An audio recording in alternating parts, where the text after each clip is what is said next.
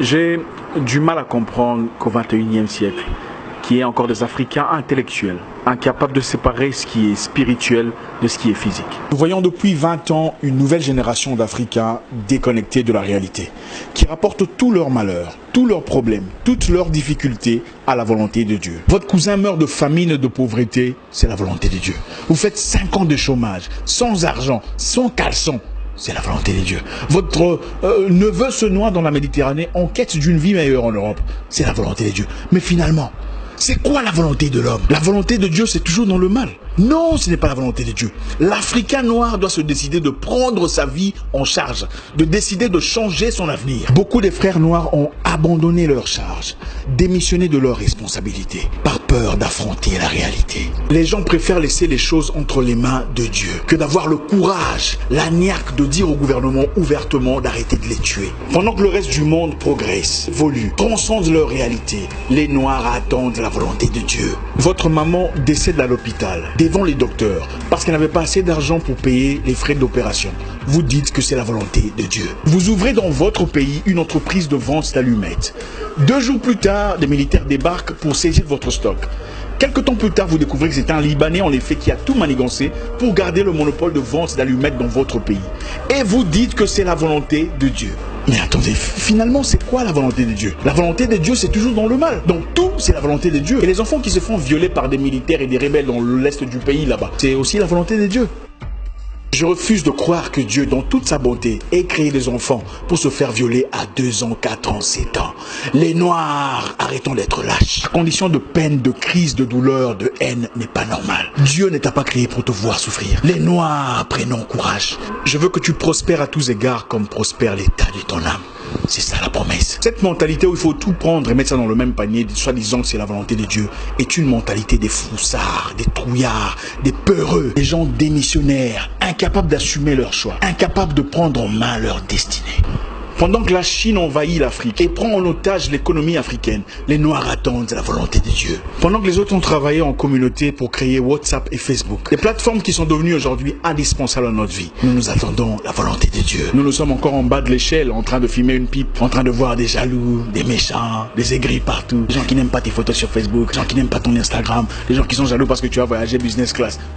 Il est temps de mettre hors business tous ces pasteurs qui vous prêchent la haine entre vous. La haine contre votre famille, vos cousins, vos amis. Vous n'avez plus de gens avec qui coopérer, plus de correspondants. Personne n'est à votre côté parce que vous êtes ostracisés, mis à l'écart. Toujours votre tante est méchante. Vos cousins sont des sorciers. Votre nièce veut votre peau. Finalement, personne ne nous prêche la... Qui sera la monstre de l'Afrique aujourd'hui pour nous prêcher la positivité, le courage, la bravoure? Qui sera celui-là qui se lèvera comme dans le temps pour guider le peuple contre ses ennemis? On viole votre mère, vous laissez ça entre les mains de Dieu. On tabasse ton père, c'est la volonté de Dieu. Finalement, vous servez à quoi? Dieu nous a-t-il créés seulement pour souffrir, nous agenouiller chaque jour et pleurer notre peine? Ah papa, s'il te plaît, il n'y a pas d'achat, il n'y a pas à manger, les enfants sont malades. Non, ce n'est pas intéressant. Depuis 20 ans, vous priez pour les mêmes problèmes, les mêmes difficultés, les mêmes manques d'argent, les mêmes difficultés de santé, les mêmes problèmes socio-économiques. Ce n'est pas intéressant. Vous passez des nuits et des nuits à lier les mêmes démons, les mêmes sorciers, les mêmes charlatans, les mêmes esprits de vagabondage, les mêmes esprits de Nabucodonosor. L'Africain doit se battre. Il doit apprendre à se battre et prendre charge de son destin. Dieu descend-il du ciel pour laver vos aisselles? Dieu descend-il du ciel pour brosser vos dents les matins?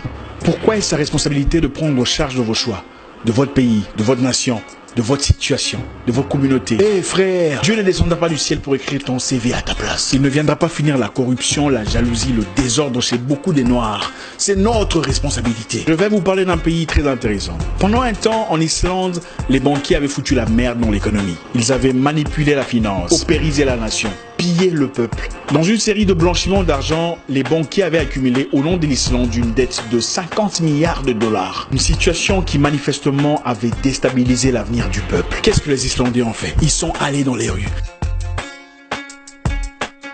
Ils ont jeté en prison les banquiers pour 75 années de prison et annulé la dette. Ils ont pris charge de leur destinée. Pendant ce temps, les Noirs attendent la volonté de Dieu. Et si je vous disais que nous ne sommes pas les seuls à avoir été colonisés? Le Singapour, la Malaisie et la Chine qui a été bombardée par le Japon. La Malaisie a eu son indépendance en 1947. Où sont-ils aujourd'hui?